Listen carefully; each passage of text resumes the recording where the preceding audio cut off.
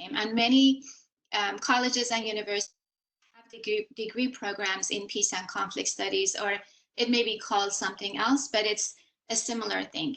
At ACC, when we started this, there was a group of us faculty who felt like we had a need college-wide and in the community to establish this academic discipline of peace and conflict studies. We decided that we wanted to focus both peace building and conflict studies at multiple layers from intrapersonal, which relates to all the psychology students who are here, intrapersonal conflict within the person, to interpersonal conflict between people. And those two layers, intrapersonal and interpersonal conflict, are kind of the seed for a lot of other conflicts at higher levels. So conflict between groups, conflict within groups. Conflict within groups could be within an organization, employers and employees. Between groups could be like the police and the community. And then when you take the group level conflict wider, it becomes kind of interstate when talking about nation state conflict. So because of the nature of what's going on in our world today with the COVID-19, we felt like all of us sort of our regular coping mechanisms for dealing with stress have been taxed. We've never had to deal with so many different stressors and these types of stressors all at the same time.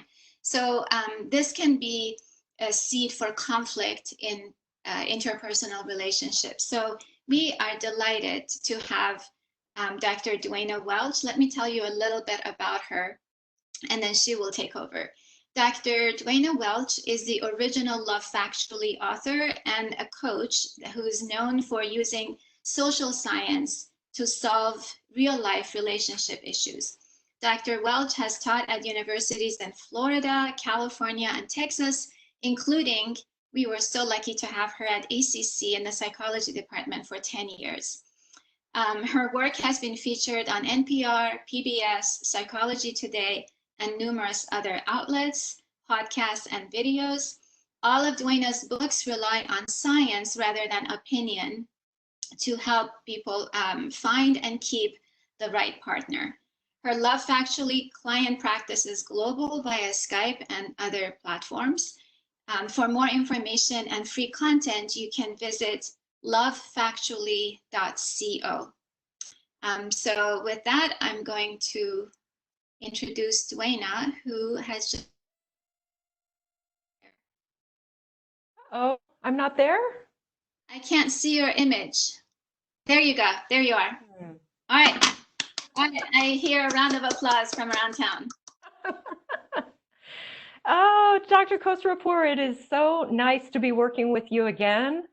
I have missed students. I'm so happy to be speaking, hopefully with students, not just to them today. It's been a while since I've had students for my audience. I do a lot of podcasts and things like that, but this is just a joy to me to be back at ACC. And as you know, I had hoped to be there in person, but then COVID-19. So we have retooled the talk to be partly about COVID-19 and about coping and about conflict at this time. Just to give you an overview of where we're headed, I imagine most of you read the discussion, and I don't have a PowerPoint. I plan to just talk with you because I didn't know if a PowerPoint would really, frankly, be necessary or how well that would work on this platform.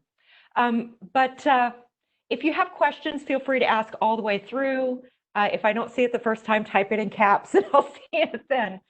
So an overview of what we're talking about today. Sometimes right now, people have way too much time together. Togetherness is a good thing, but it can also bring a lot of conflict. And sometimes we have too little right now. Maybe, for example, it may be a very long time before I can see my mother. And so I have to find ways to have a relationship with her, but I can't have an in-person relationship because I might get her sick.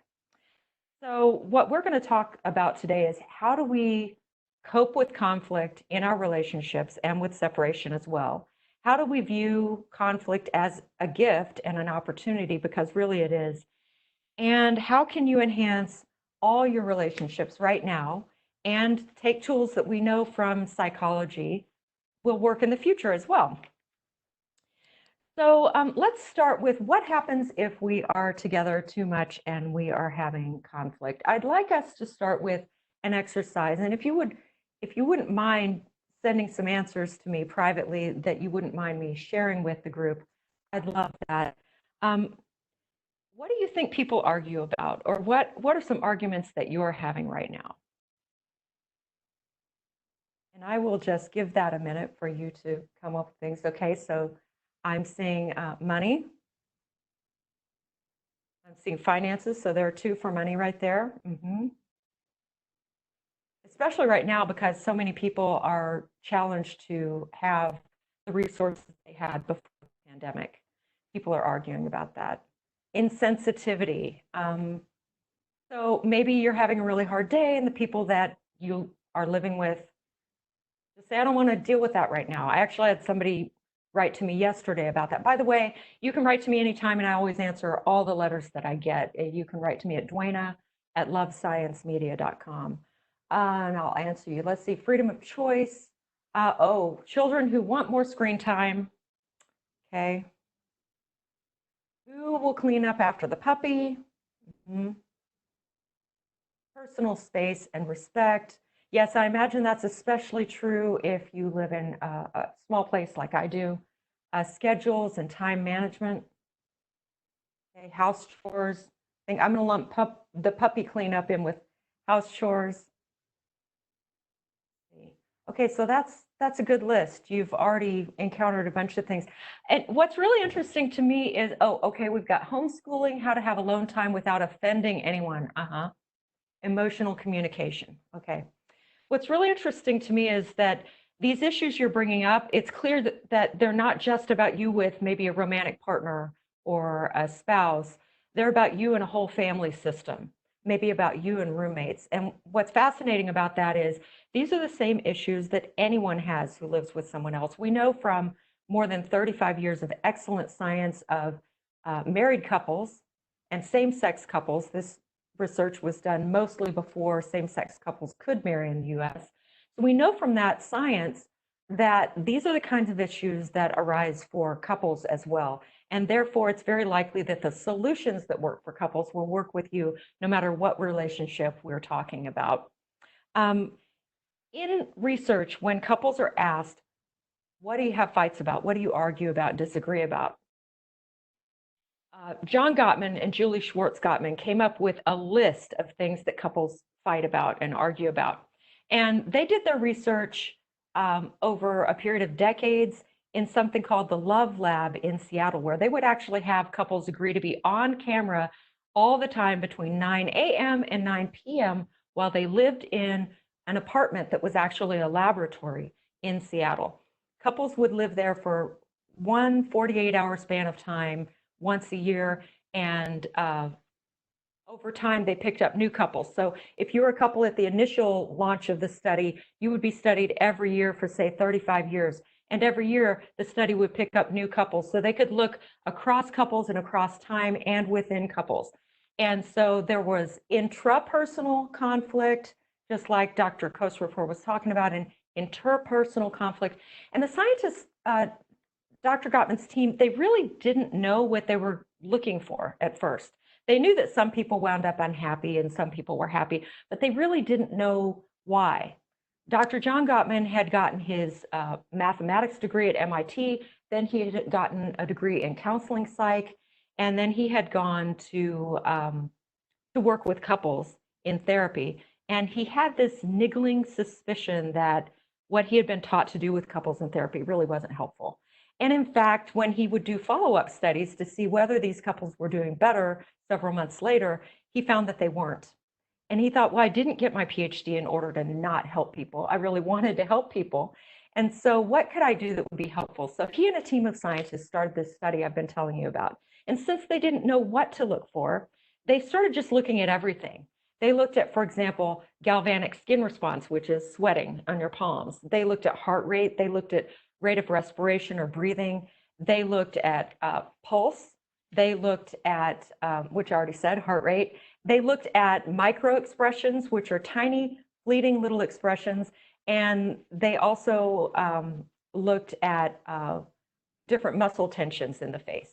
They analyzed those, they photographed those, they videoed those, and they had sensors that people wore. And they would often start by asking them to describe what their relationship was like when they were first together. And they would always have people have an argument. They would say, whatever that thing is that you argue about it now.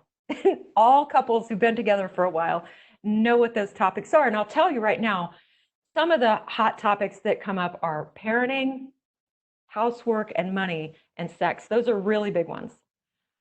But I want to let you know that of the long list that the Gottmans eventually found, which was over 45 items that are common disagreements couples have, which I suspect most people who live together have, every single item started with the same word. Any guesses on what that word was?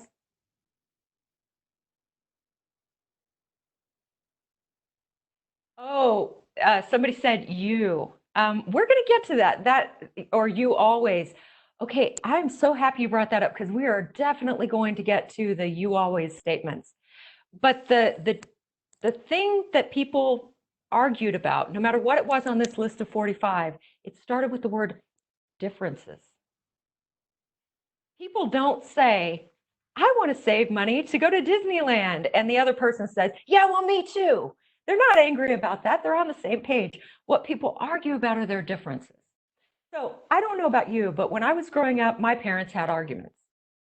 And when they had arguments, I would always think, if only my parents could be on the same page about everything, if only they could solve all their problems, then they would be happy. They wound up divorcing when I was a young adult.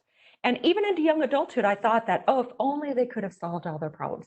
So I want to give you some bad news and then some really good news. Here's the bad news.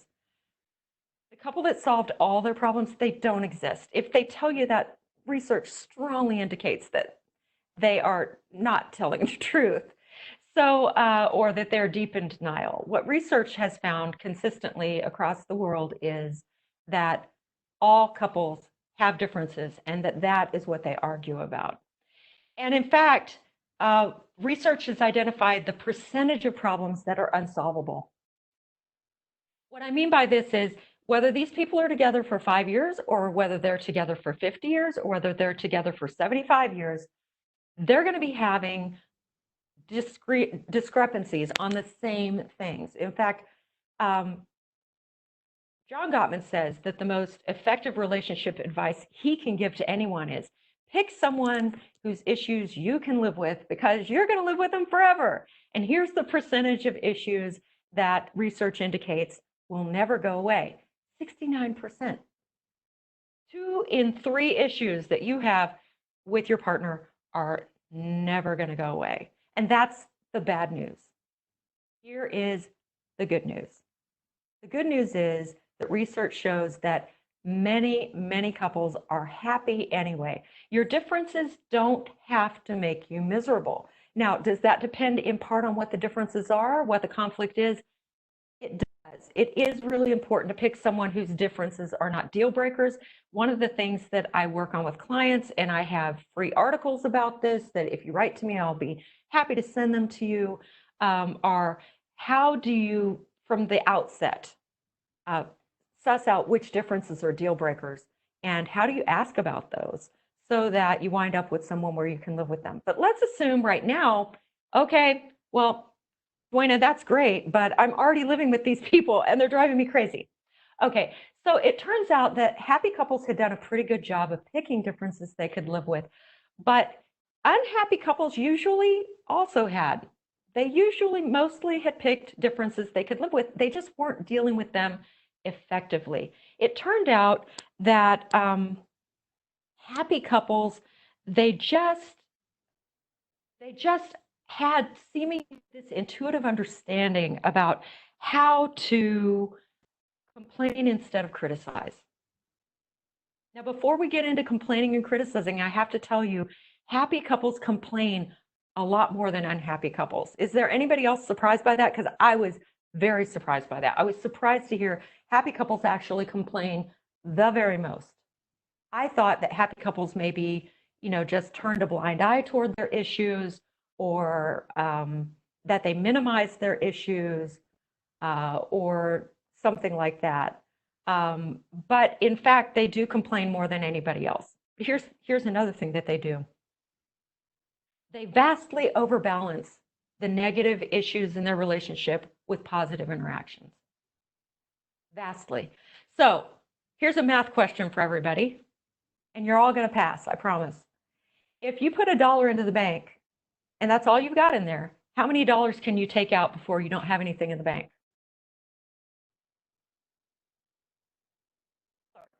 Okay, so I want you to think of love as a bank. I know a lot of you have probably been told, as I was, that if you have just as much good as bad in a relationship, or you have just as many good times as you have arguments, that the relationship is fine. Research just does not agree with that. Research shows that if it's even Steven like that, your relationship is going to fail unless you change something. I want to add that unless. You can learn what happy couples do, and you can change. And research shows that almost everybody can change, unless they're an active abuser. If they're an abuser, I'm sorry, this advice and information, unfortunately, is not likely to help. But for everybody else out there, if you can make these small changes, these substantial but small changes, it'll really, really help. Otherwise, the relationship's just doomed. John Gottman got to where he could video couples having an argument, and in just 15 minutes of video, he could tell with 96% accuracy who would still be married in 4 years and who wouldn't. He could also tell who would still be happily married in 4 years and who wouldn't, just based on 15 minutes of video when couples were having an argument. So the first thing that couples did was they overbalanced positive to negative. Love is a bank, and the dollars you have to put in to take $1 out just to hang on by your fingernails in a relationship is $5 have to go in to take $1 out. $5 in, $1 out. That's just to get by.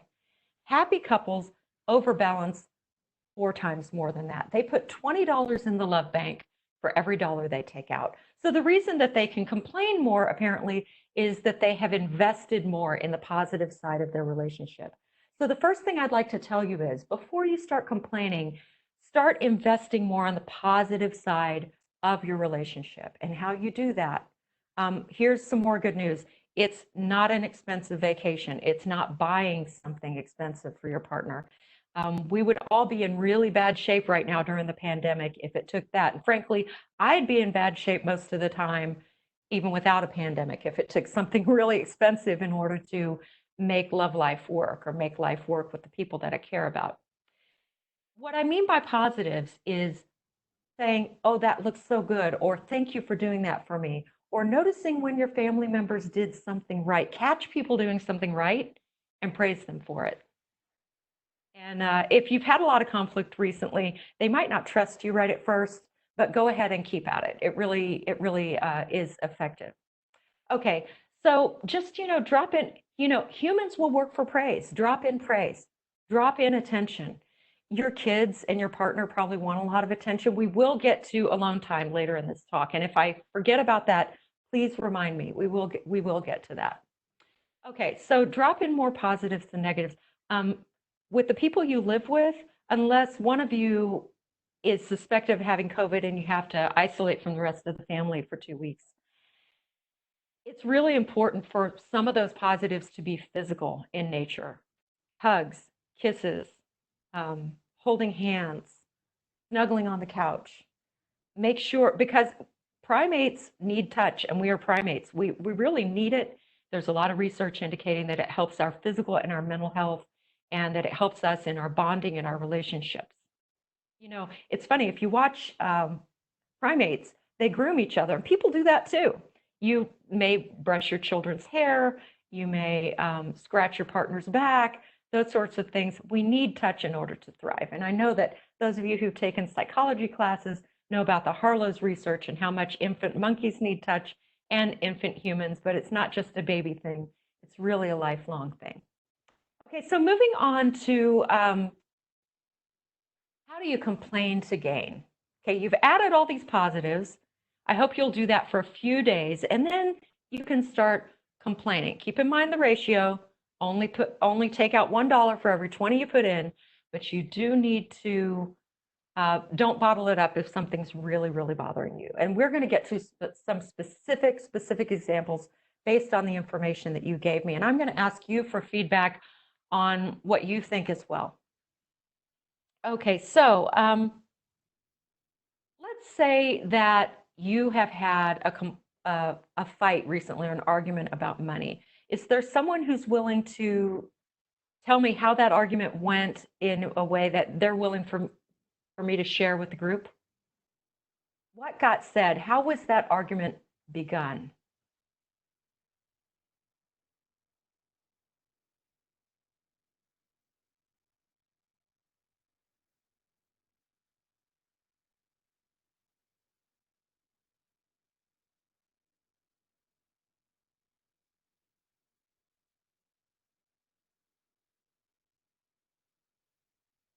Okay, you always let the kids watch too much screen time. You let the kids have too much screen time.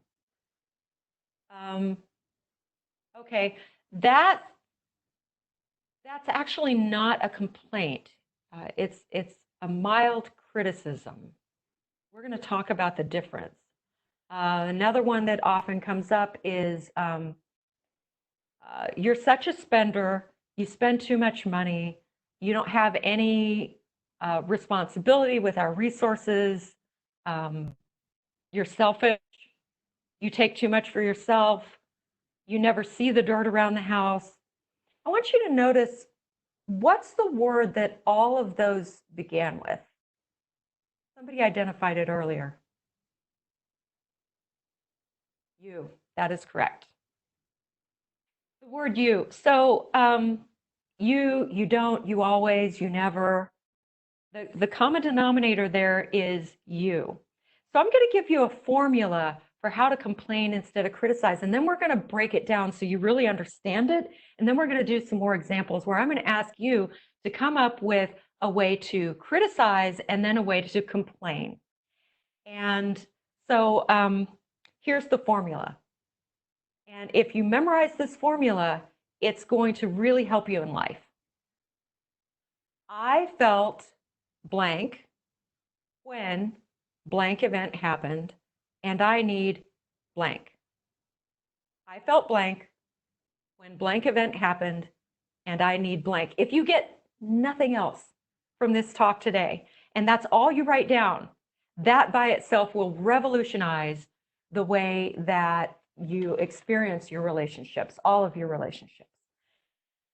I felt uneasy when $150 got spent without consulting with each other beforehand. And I need us to agree that we will clear any expense over $50 with one another going forward. Or I felt worried when I saw the kids on screen for 5 hours today, and I need us to have a discussion about how much we both feel is reasonable. I want to ask, as you hear me saying this, how would you feel on the receiving end of that kind of comment? Would you feel defensive about that? How would you feel if somebody said that to you? I'm feeling overwhelmed with the amount of housework, and I really need help with the kitchen cleanup after dinner every day. Okay, so I'm seeing some reactions. I would feel respected and like I wasn't being attacked, okay? I would be worried about how I'd affected my partner. It would depend on the tone. I'd be more receptive if I heard it that way. I'd be receptive. This is usually how my partner and I communicate when we need something. Good for you. I will feel appreciated. Okay. So when I did teach at ACC and everywhere I taught, and I would present this, it was interesting to see faces. I wish I could see all of you right now. It's hard to only see myself. It's a little disconcerting. But when I taught, I would always see that when I would give the examples of complaining, and that's the formula I just gave you, it's a formula for complaining. People felt like they could get on their partner's team. Keep in mind, most of us have partnered and we live with reasonable human beings. I realize that's not true for everybody, but most of the time we at least started out that way. Maybe things have gone off the rails now and it's not that way now. We need to make some serious repair. But most of the time we love the people we live with and we want to make them happy. It's just that somewhere along the way, we got the message that we're not good enough and we can't make them happy. And what got that message to us was criticism. And the reason we got that message from our partners and we give that message to our partners and the people we love is most of us were raised with criticism. I don't know if you've seen that poem. It used to hang in my principal's office. It said, if a child is raised with criticism, they learn to condemn. It showed what children were raised with and what the outcome would be.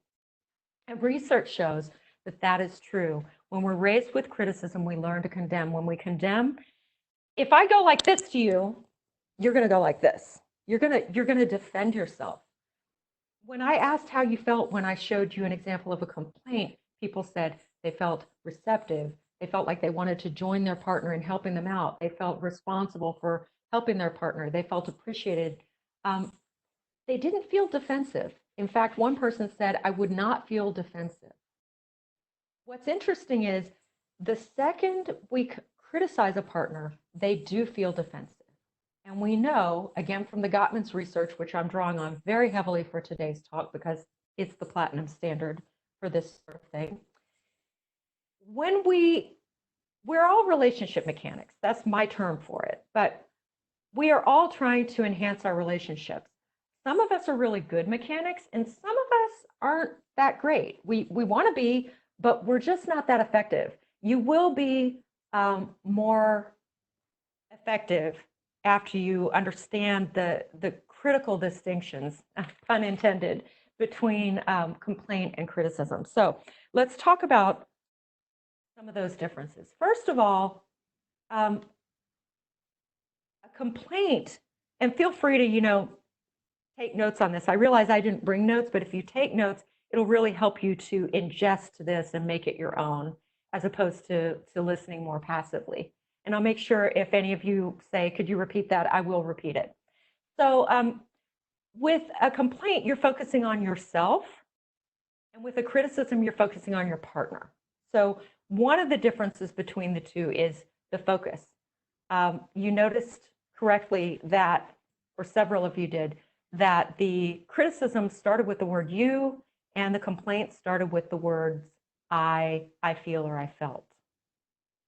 Another thing is that complaining focuses, and this is what's really hard for me. I've got to tell you, I was so awful at this. I was so terrible at this when I first learned that I was trying to do exercises that were in some books I was reading, and I was so tone deaf, I couldn't even hear the difference between a criticism and a complaint. In exercise books, I couldn't circle the correct one. So it takes practice, but even I got it, and research shows that almost everybody can. You can get better at this. So complaint focuses on you, and criticism focuses on your partner. Complaint focuses on your feelings. Complaint focuses on your partner's failings. Feelings versus failings. Your feelings versus their failings. I've got a question. Could you please talk about things that are beyond the choice of words? Absolutely, I can. In workshops, we see people attempt to do it by saying, I feel like you always. Yep. Okay, I'm going to get to that. I will get to beyond a choice of words, but we have to choose our words first. And then I would like to ask the person who asked me that question to maybe direct my thinking a little bit more, because I don't understand exactly what it is you're aiming at, and I want to understand that. Okay, so in complaining, we're focused on this time and place only. I felt this way when a specific event happened. And the valence of the words matters. I felt upset, I felt misunderstood, I felt unheard. I felt unsafe. I felt sad, but not, I felt enraged or I felt like killing something. We don't know. We keep tone it down. Research is really clear that, okay, so a lot of you are, I got to bend down to get my paper. A lot of you are psych students. And you know that in psychology, we are really happy if we can predict how people are going to act, maybe 10 or 20% of the time. It's extremely unusual for us to have the word always in our research findings. So here it is, drum roll. Here's an always. Arguments always end on the same note they started on. If the person complains gently, the argument ends with some level of resolution and it ends gently. If the argument starts harshly, not much resolution, if any, is gained, and it tends to end with ill will. In fact, according to research, it always ends with ill will. It hurts relationships. So you want to make sure that the word you choose, even if you are enraged, that you use the word upset instead. So criticism, complaining, it's really, really specific to this time and place, and that was very hard for me. I wanted to say things like, I'm upset that you always let the kids watch so much TV. The always and never concepts, those are part of criticism. I call it kitchen sinking. You bring more into this conversation than what it's about. Whether that is that this kind of thing happens a lot, or that if you've ever had an argument with your partner where they said, oh yeah, well this, and they just change the focus and bring something else in, that's off the table when you're talking in an effective, healthy way with anyone you're trying to resolve things with. The complaint has to be about this time and place. Okay, so it's specific, not global. All right, so to recap, I felt this emotion, keep the valence low. I felt sad when this specific event happened. I ate dinner alone, and here's what I need. I'd like you to join me to watch a show together because I feel lonely. How many of you could hear that? How many of you could hear that your partner felt sad because you didn't have dinner together and they're feeling lonely now?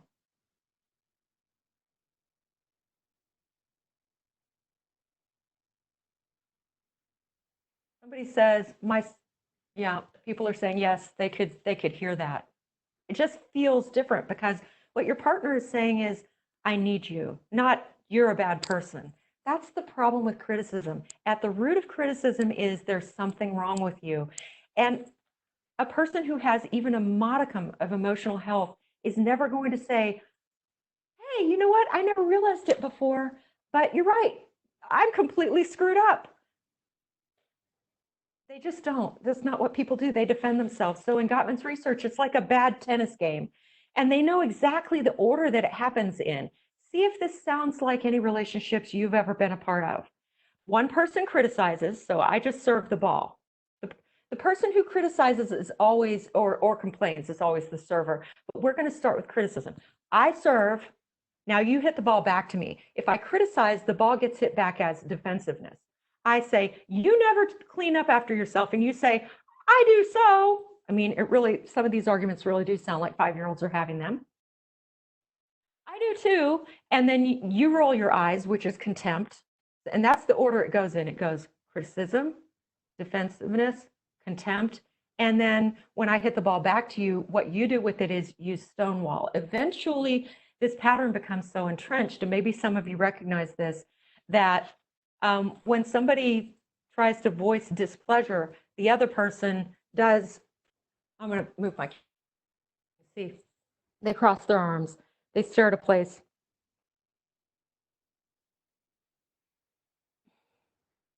And they just wait for it to be over.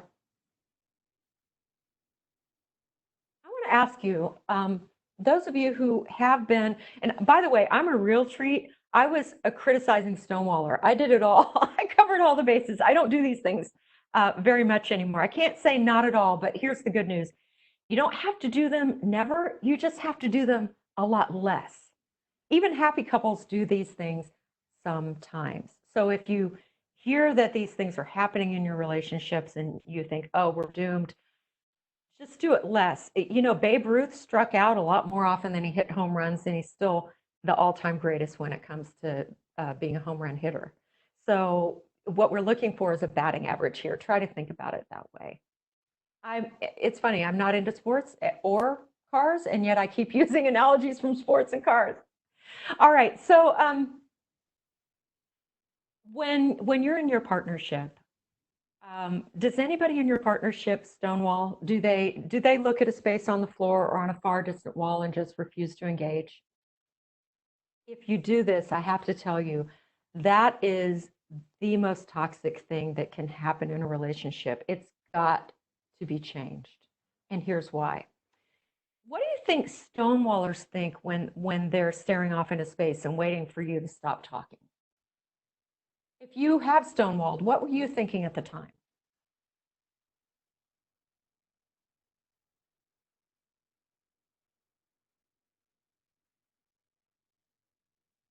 Okay, some people say they don't remember. That's very possible because some people dissociate when they're stonewalling. Okay, I did this last night for a moment, but I forced myself to re-engage. I want to get back to that because re-engaging, there's a specific way we know to do that that will help your relationship. At the time, I was just waiting for it to be over. I didn't care. I tend to do that at times because my partner will never let me to get a word in, and instead I pull into myself and think of what I would be saying. Okay, just waiting for it to be over. How do you deal with over the phone communication when someone refuses to have the communication? Okay, I'd like to, we'll cover that too. I don't see the comments under the Q&A area. I'm seeing in the chat. The Q&A, let me see if I can click on them. That's not coming through. What's coming through for me is the chat section. Don't know why.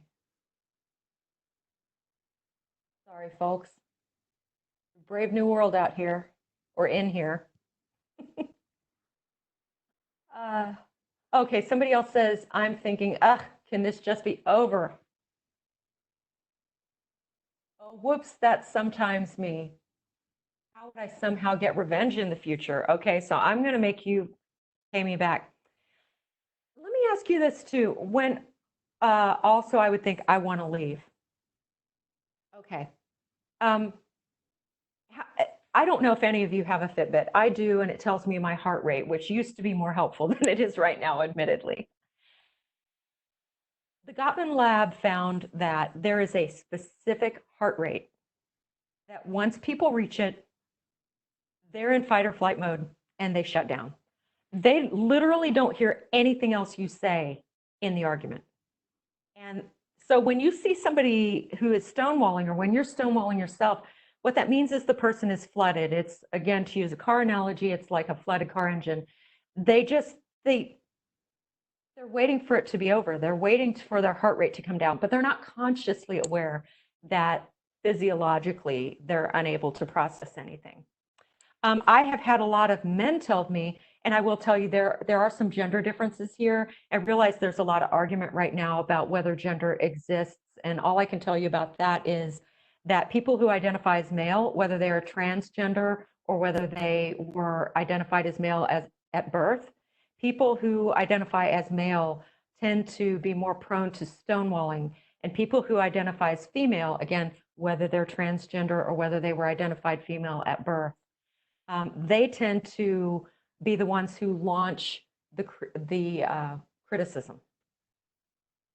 Your mileage may vary, and if that doesn't fit you, I identify as female, and I have stonewalled and I've criticized. So, you know, that may not fit you, but just to say, if you're a guy, a lot of guys tell me that part of the reason that they stonewall is not just that they feel overwhelmed, but they don't want to say anything that they feel is going to get them in even worse trouble. They don't want to say something that is going to make it even worse for them and for their partner, and they just don't know what to say. Also, they think that it's more respectful to sit there and at least stay in the room than to leave the room. So they don't see it as disrespectful. But I want to ask you, if you've been on the receiving end of stonewalling, how did it feel to you? I'm going to sit back here and read out the answers that I see for those who are willing to share something.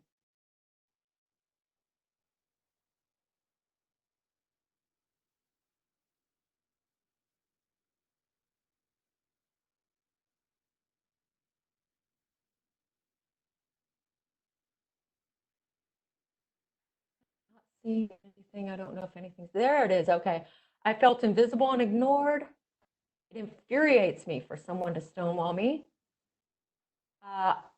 I spiral with word vomit until I get a response. Okay, so in other words, stonewallers, you might get a lot more than you bargained for instead of less. I feel invisible. When my partner does stonewalling, they get cold and quiet. I hate it. I feel like I no longer matter at all. Folks, I want to tell you right now, the big overarching finding from a huge field of science called attachment science is the most basic question any of us ask in any relationship we're in is, are you there for me? The reason relationships disintegrate, they disintegrate and end when stonewalling becomes routine is stonewalling tells your partner, I am not. I was talking yesterday on the phone with someone who was just really overwhelmed recently by just the nature of their work. They're on the front lines of healthcare, and they were really distressed by the nature of their work, which is completely understandable. I won't say we're all in the same boat because some people are worried about whether they have enough to eat, and some people are worried about whether they're going to live somewhere. But I would say that most people are under some degree of stress right now. And this person was under quite a bit of stress. And what they told me was that their partner, who is quarantining elsewhere, they can't be together. Their partner texted and said that they are also a healthcare worker and that they were crying, that something really tragic had happened. They were crying. And what the person on the phone told me was, you know what? I couldn't handle it. And I just wrote back and said, I'm sorry, deal with it yourself. How do you think that went over?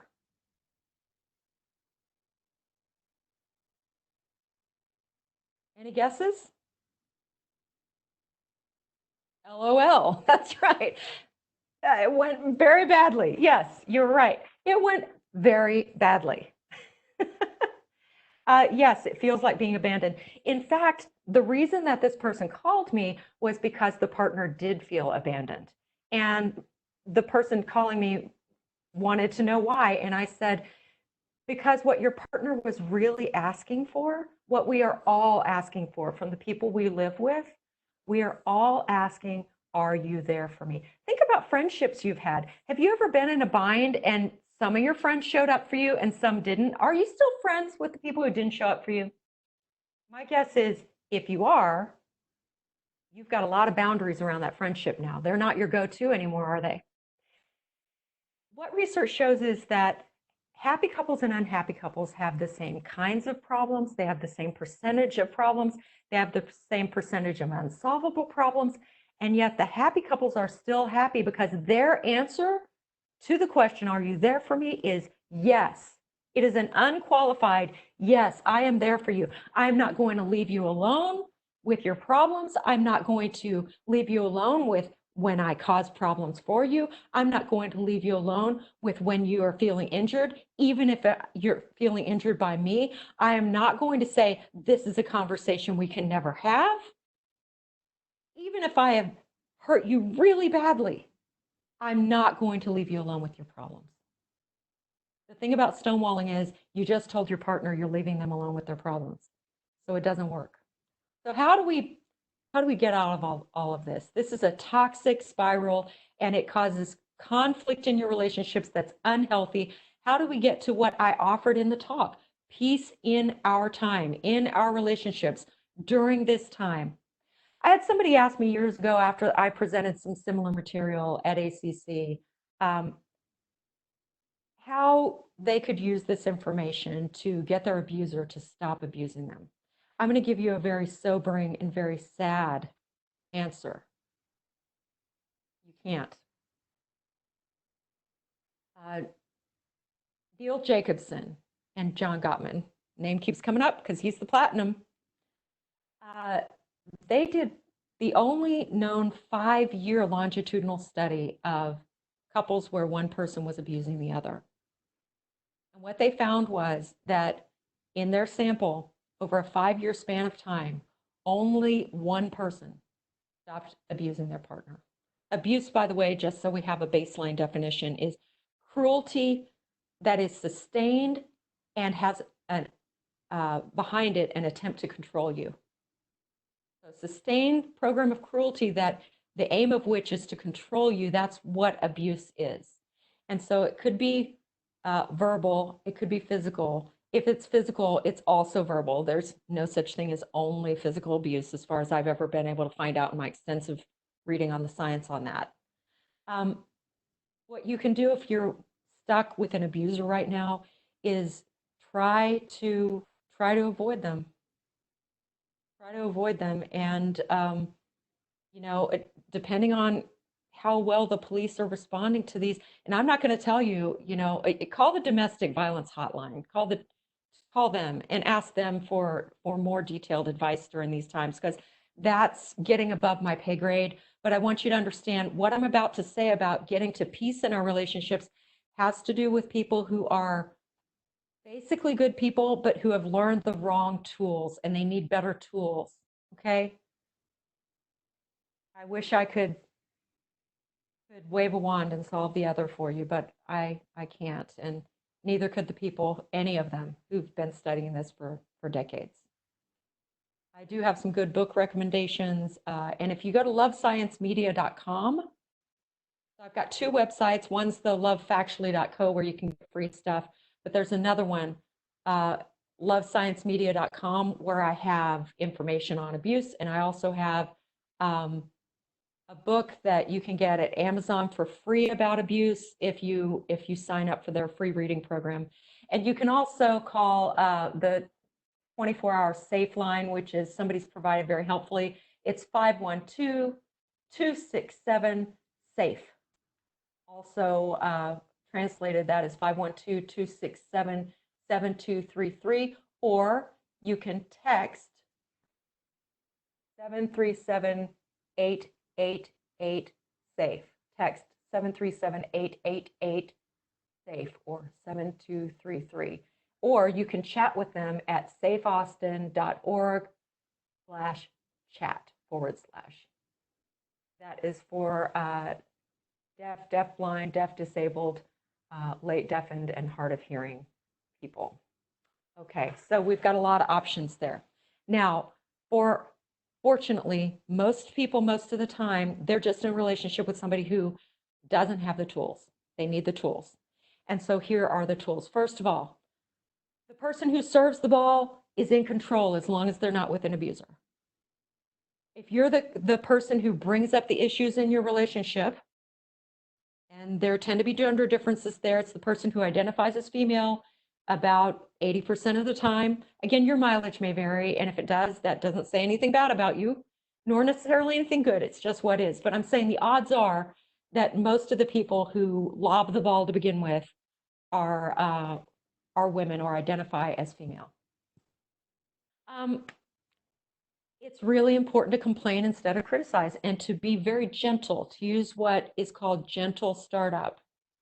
Gentle startup is sometimes so gentle that the other person doesn't even realize that you're complaining.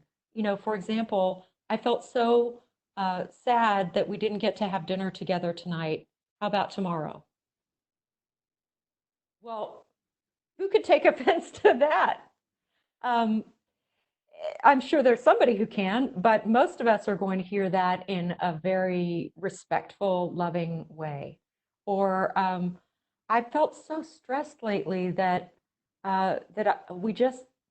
it seems like we just haven't been able to connect physically, to hug or to kiss or to make love. And how about if we do that this weekend?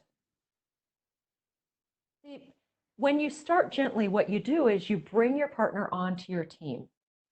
As I said earlier, issues end, not the issue doesn't end, but the discussion of it, it ends on the same note it began on. And since most issues are never fully dealt with, for example, I promise you that if you're in a really long-standing sexual relationship, you are not going to be on the same page for 50 years.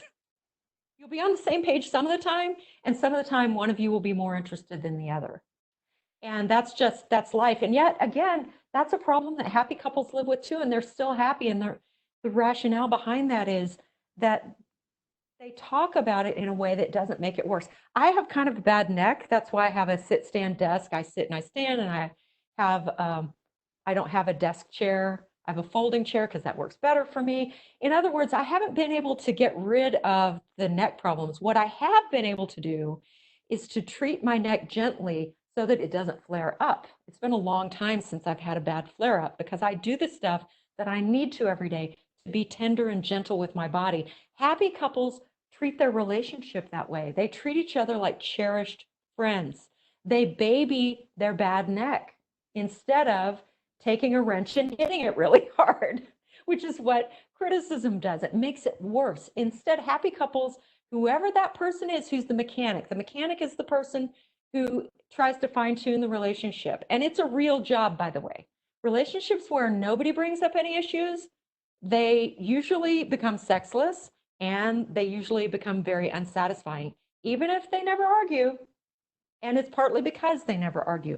Complaining is important. It's a job, and it's an important job that we need to do well. So if you're the person who tends to bring up the issues, complain instead of criticize, and complain very gently. But let's say you're the person who tends to stonewall, or like me, you're the treat of the person who criticizes and stonewalls, which again, I do very seldom anymore because I learned this.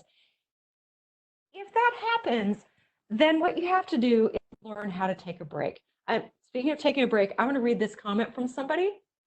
And it says, this is how mine is. My partner likes to bring up that our sexual relationship is not the same.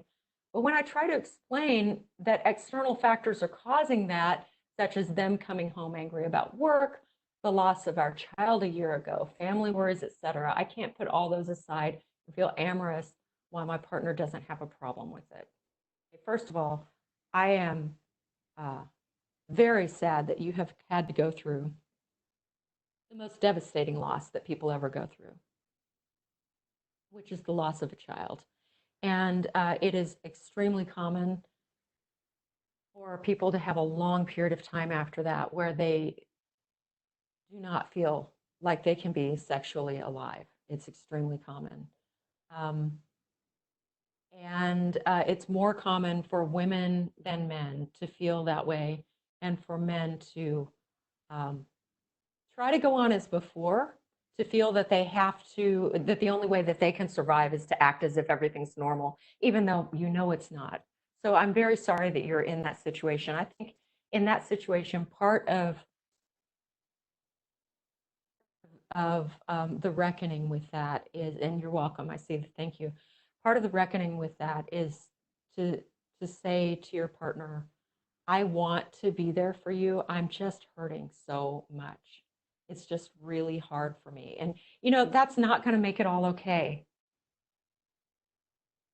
Very interesting. When I work with really young people, a lot of times, and I used to be a gerontologist. I have a PhD in gerontological psychology and developmental psych. And I remember when I learned this thinking, oh, that's just wrong. I learned that young people tend to be very solution oriented. They want to know, what action can we take? And older people tend to be more focused on, oh, thank you for coming. Somebody's saying they have to leave, but thank you for coming.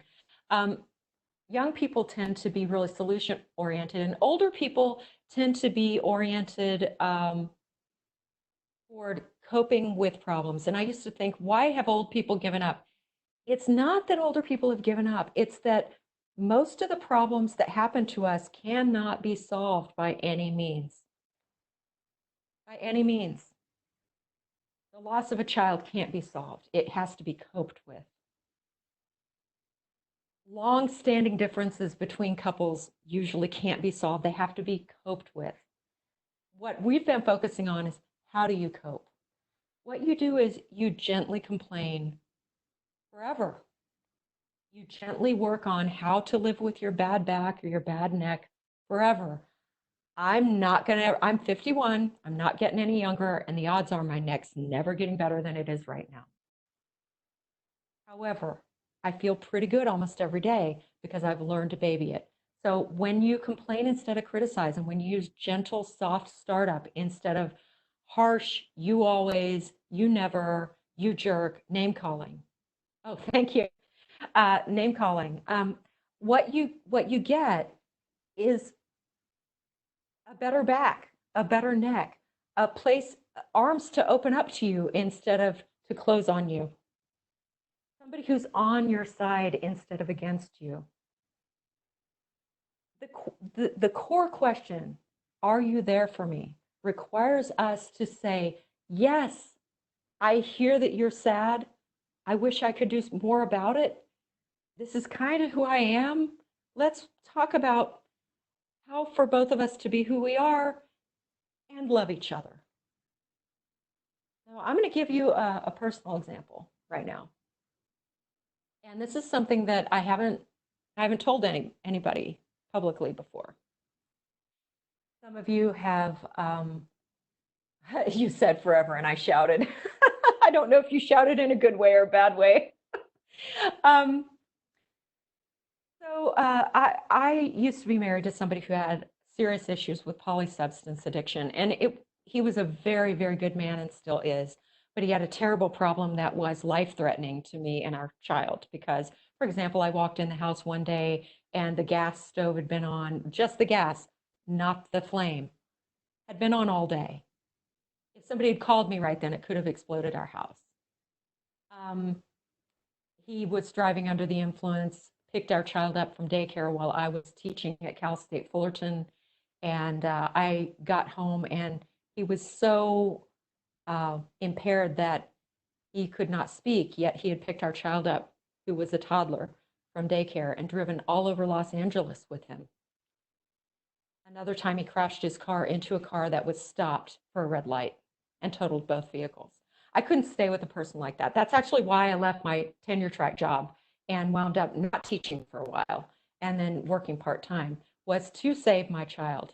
Now, the part that I've never told anyone is I then got really happily remarried, in part using all the stuff that is in my books and that I'm teaching you today and discussing with you today. And then 8 years into that remarriage, my husband started drinking more. He drank normally for 8 years, and then he started drinking more.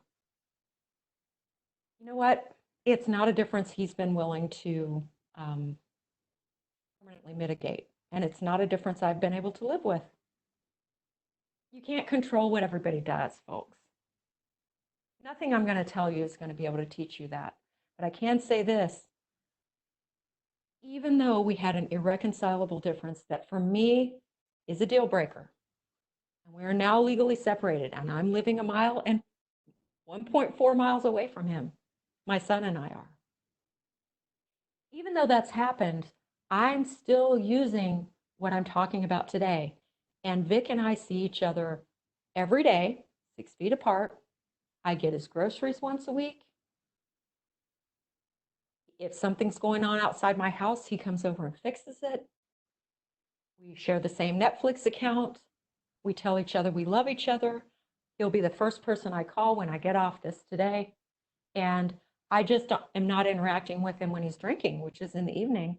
And presumably, I don't even know anymore. But I heard him say to somebody the other day, because people see us together all the time. We go walking together almost every day, and they say, "Aren't you together?" And what he said to someone, I hung back to listen to what he said. He said, "We love each other a lot, and we're going to be in each other's lives forever. And we don't ever have any plans to be with anybody else. As soon as the pandemic is over and we can safely see each other on dates and things, we will, but we're probably not going to live together again." And that's the truth. I am not telling you you will fix everything in your relationship. What I'm telling you is if you're with somebody who's at all reasonable, you can still love them, and you can still have the level of relationship that you can have. And thank you for thanking me. That's very kind of you. Let's say that you stonewall people. Here's how to stop stonewalling and start living happily and helpfully in your relationship. And again, I've done this. My husband has done this. I've still got my ring on because he's still my husband. Or as we say, we're not married. Here's what you do.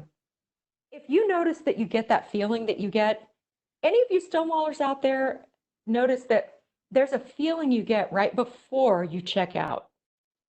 There's a feeling you get. You don't have to wear a heart rate monitor. You by now know when you're feeling like, I'm going to check out now. I'm done.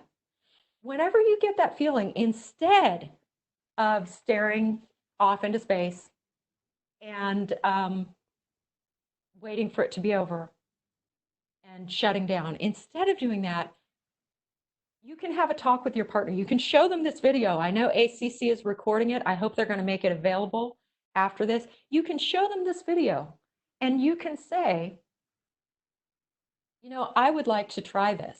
I would like to hold a timeout sign whenever I've reached the point where I know that I'm checking out, which means not that I refuse to hear you any further, but that literally research shows that physiologically, I'm just not able to process anything right now. And I'm going to say, I need a timeout. Let's take a break for 20 minutes. And then at the end of 20 minutes, I promise I'll come back and I'll hear you. Okay? I know that's a big ask because what's happened if you're stonewalling is that you've reached a point where arguments with your partner or with whoever this is, they feel so triggering that you don't feel safe in them anymore, basically. And women are raised to engage. I mean, you know, there's a famous cartoon panel from the New Yorker where it says male prostitutes, and it shows a woman driving with her window down, and a man's approaching her and says, yeah, baby, I'll talk to you. I'll talk to you all night long. Or I'll listen to you all night long. Well, women are perfectly happy to process usually ad infinitum, but men often aren't. And again, that's trans men. That's men who are identified as male from birth too. Take a break. And during that 20 minutes, here's what you do. Science showed that you could just read magazines, or you could watch a show, or you could talk to somebody else. Here's what not to do. Don't focus on the argument. And I'm mostly talking to the initiator here. The initiator tends to think, here's why they're wrong, and I'm right, and I'm going to call my family or my friend, and I'm going to tell them all about it. And avoid doing that. Somebody's made a comment here. Thank you for sharing your personal story. My mom is 75 and decided to stay with her husband for some personal reasons, but she learned to be happy on her own. It's hard for me to understand, but I do respect the choice. He is addicted to alcohol. Yeah. Yes. It's hard. It's really hard when somebody upsets you. And this ties straight in with the whole theme today. It is difficult but possible to understand that when our partners upset us, this is usually more about them than it is about us. And while we can't ignore the issues, we have to learn to talk about them respectfully and kindly. So you're taking your break for 20 minutes, and when you come back, you're listening with kindness and respect. Somebody asked if this is a model I'm proposing based on nonviolent communication. Certainly nonviolent communication, for those of you who have heard about it, yes, this is a model from nonviolent communication, but also it's just what science over more than 35 years showed worked, independent of reading that book. One of the wonderful things about, I'm going to say something that very few scientists say, even though I'm a scientist, truths. I think we've reached the level of understanding some things are simply true. And one of the things that's simply true is if I could summarize more than 60 years of excellent social science on relationships and healthy relationships in just one sentence, that sentence is, if you can find and be someone kind and respectful, your relationships will go well. And if you can't, they won't. I'm tempted to end there, but I would like instead to end with a tip for self-care, because I probably should have started with this. It's kind of like being in the airplane, which we won't be on for a while, and put our mask on before we put the other person's mask on. And you're right. Whoever said, I'm in this situation for this, oh, I completely understand. That was my first marriage. I'm in this situation for the same reason. It's about what you can handle and be okay with. Yeah. Your relationships will go better also if you're taking care of yourself right now. So I'm going to recommend 5 different ways to do that. You may have seen this floating around on the interwebs. The 5, it's actually 6 questions that you ask yourself for today, but I know that research supports 5 of them. So I'm going to present those 5, and then we're going to leave it at that because we've just got a few minutes left. What am I grateful for today? Research shows that daily gratitude, even if you just think it to yourself, enhances your quality of life right then and ongoing. What am I grateful for today? The second question is, who am I connecting with today? It's very important to connect with people every day, whether you have to do that virtually or whether you can do it in your own house. How am I moving my body today? We know that 30 minutes of exercise 5 days a week has about the same impact as taking an antidepressant for most people most of the time. How am I getting outside today? We know that being outdoors is specifically advantageous to your mental and physical health in a way that being indoors is not. If you can safely get outdoors, even if it's just to sit on, the balcony in your apartment, please do. And the final question, what aspect of normal am I letting go of today? We are not in normal times. It really helps if you catch yourself feeling stressed about being less productive. For example, homeschooling your children and the screen time you would normally give them. That's an example somebody brought up earlier. You know what? Right now, more screen time just may be what happens because you may need to work and your kids may need to go to school, but also need to blow off steam. And where I live right now, there's a family. I've got an alley behind me and then I see straight into the other people's backyard. So we're constantly waving at each other and talking. And this family, they get on their trampoline. All of them get on the trampoline multiple times a day to connect, to be outside, to be exercising, and to be grateful for something. And by the way, their dog gets on the trampoline with them. It's awesome. They make me so happy every day. Can you elaborate on the metaphor, putting the oxygen on the person next to you in the plane? I'm sorry, I should have made that clearer. If you take care of yourself first with those 5 questions every day, it will help you. That's the oxygen mask. It will help you to take care of the other people around you. It will help you to be calmer. A meditation practice, of course, is also a good idea. It will help you to be calmer and more present so that these irritations that are cropping up in your life that were probably always there, but now they're in your face. So you can be more kind and gentle with the people around you. That is what I have for you today, folks. And I thank you so much for your kind attention and all your feedback during this talk. Thank you. Thank you so much. This was, I'm a psychologist too. I teach about conflict. And yet I listened with rapt attention to every word you said because you're just so good. Everything was so useful. Thank you, everybody. Thank you. Participants, thank you so much for giving us your time. If you want more information about peace and conflict studies, we have courses, like we have a course completely focused on conflict, foundations of conflict resolution in the fall. Contact us.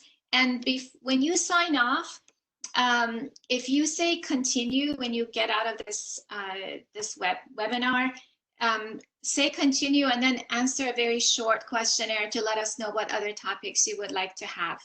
And thank you again, Dwayna. Yes, so much. It was a joy. Recorded.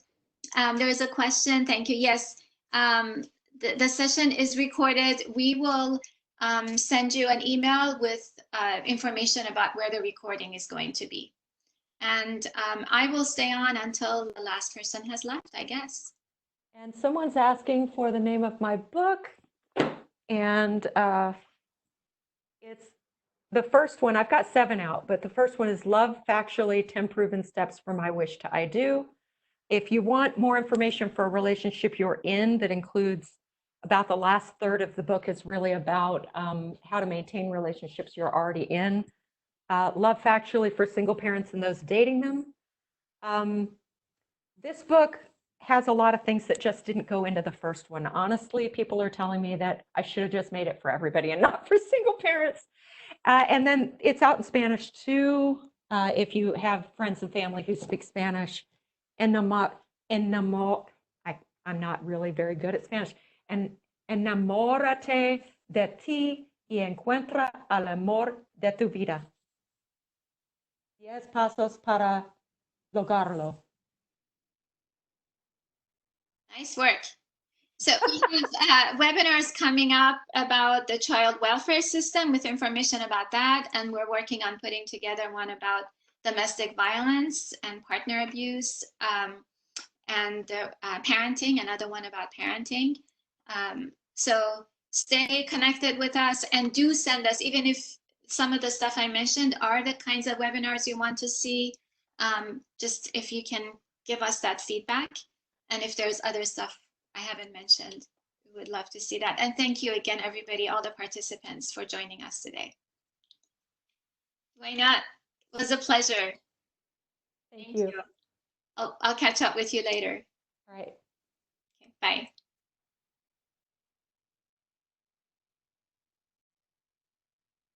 Oh, hi, Jessica. Made my day to see you are here.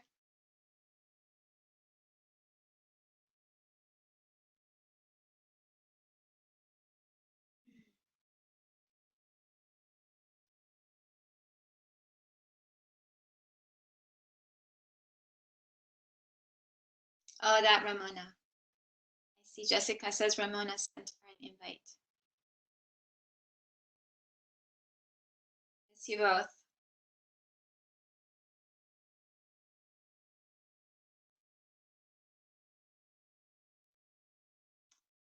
All right.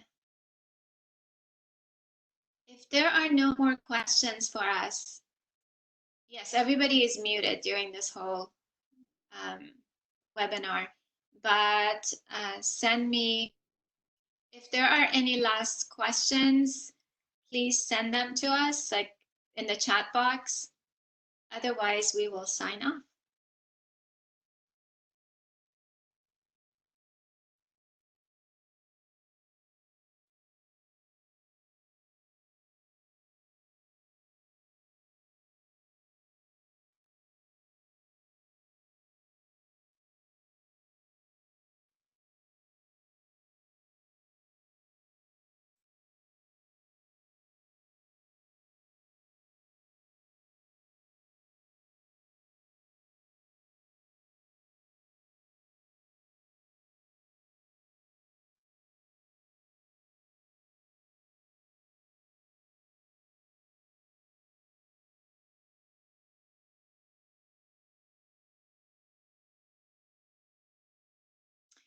Okay, the last 5 things she mentioned as part of self-care, there's a question about that. I wrote them down. So every day, ask yourself these questions. What am I grateful for today?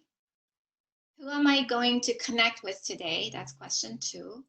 How am I going to move my body today? So some sort of physical activity. How am I going to get outdoors today? And what aspect of normal am I letting go of today? I hope that helped.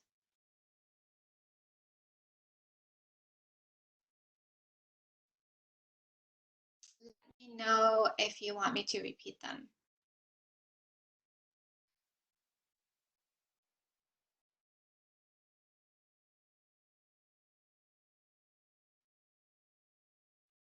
Okay, I'll repeat them. Question 1, what am I grateful for today? Question 2, who am I going to connect to today? Question 3, how am I going to move my body today? 4. I'm sorry, is that 4? 1, 2, 3, 4. Yeah. How am I going to get outdoors today? And question 5, what aspect of normal am I letting go of today?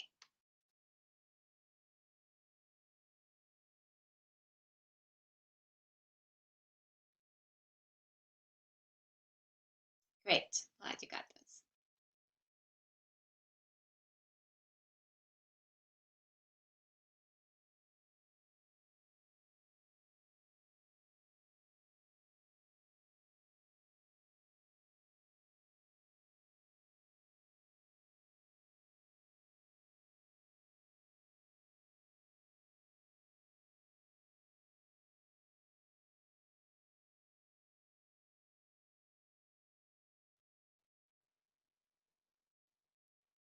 All right, I think I have to go because my next meeting is in 9 minutes. So please connect with me through email if you have questions or comments. My email address is shirin@austincc.edu. That's SHIRIN@austincc.edu. Thank you again. And goodbye. Have a great day. Go outside. Move your body outside if it's safe, and talk to someone on the phone. You hit 3 of these 5.